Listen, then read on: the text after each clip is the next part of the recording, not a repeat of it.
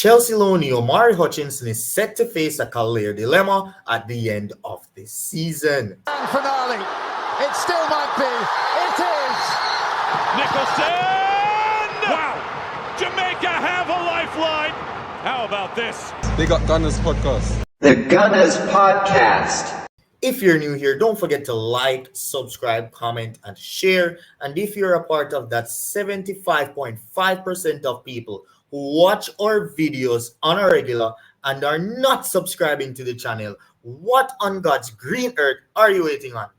What are you guys waiting on? So if you're new here and you love the content, just hit that fat red subscribe button right now and hit that notification bell so that you can be notified whenever we do post videos. And if you want to follow us on our socials, you can do so at 876gunnaz on Instagram and TikTok. And lastly, if you want to support us monetarily, you can do so by buying us a coffee, and you can find the link below in the description. Now, the purpose of this video is basically to talk about the decision that Reggae Boy Omari Hutchinson will have to make this summer and the ripple effect that it might have.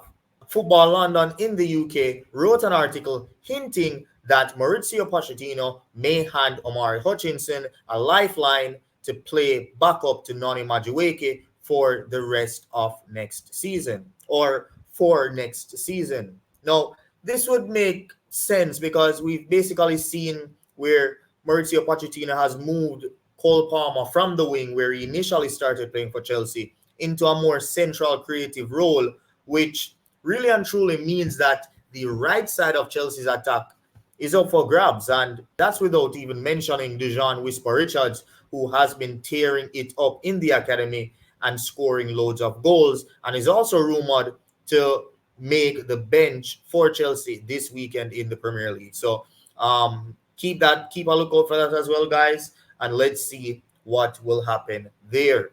But yeah, this video is mainly about Omari Hutchinson, his career dilemma that he will face at the end of the season, and the decisions that he might have to make.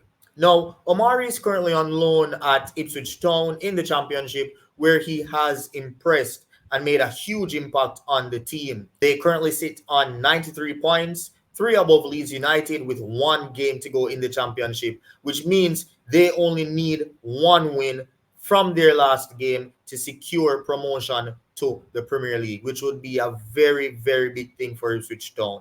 They have Huddersfield United to play at home, so there's not a better scenario for them to go ahead and clinch Premier League football this weekend. And Omari Hutchinson would have been a very key part of that. He had a very decent season so far, where he scored 9 goals and 5 assists in 43 games across the Championship, which is a pretty decent return. But here's the interesting part, and the part that really encouraged me or really wanted me to make this video. Now, if Omari were to help Ipswich Town get to the Premier League, he would have to make a decision on his future, because it's said that his contract with Chelsea ends in June 2025, which is next year, which would mean that he has 1 year left on his contract. Now, I'm pretty sure if Ipswich Town were to get promoted to the Premier League, they would want to sign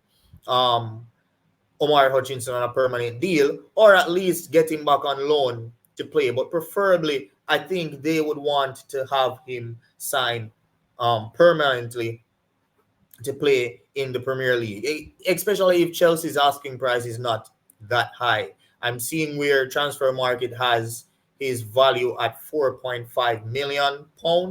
So for a newly promoted team, that's a pretty decent fee for them to acquire him at.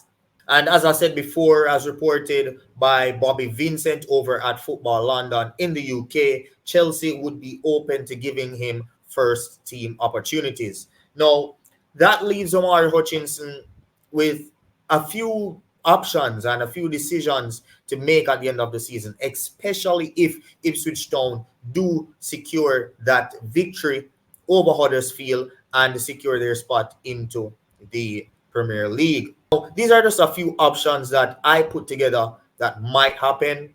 And here we go. So the first one that I wrote down is that he could just say, hey, I'm going to stay at Chelsea and fight from a starting place. I know maybe I would be playing back up to Nani Madueke, but I believe I can take over him, and I'm going to put my head down, work hard, and just give my all for Chelsea next season. So that's an option.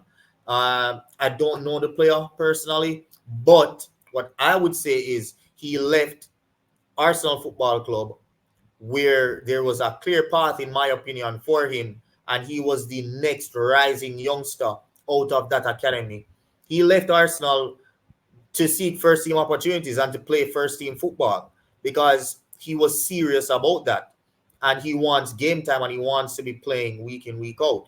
So if that's the case, I don't see why he would have jeopardized his process and his security with Arsenal to go to Chelsea if he's not gonna get regular first team football, whether that's on loan or in the Chelsea first team. And the second thing is he could sign with Ipswich. Like he could be like, all right, I don't think I want to stay at Chelsea. I don't want to fight with Donny Madueke. Dujuan Richards is coming up as well. He plays on my wing. I'm not too confident. Or I am confident in my ability, but I just don't want to play at Chelsea. I don't want to go through all of this that they're going through right now. So I want to go and sign for Ipswich Town. That's an option for him. If he were to go to Ipswich, I believe he would be a nailed-on starter, and it would be very, very good exposure for him, especially if he could keep Ipswich in the Premier League. That would be a very, very good thing for him. But the downside to that is that he more than likely will be in a relegation scrap, which would mean he would go back down to the Championship as a permanent player for Ipswich Town.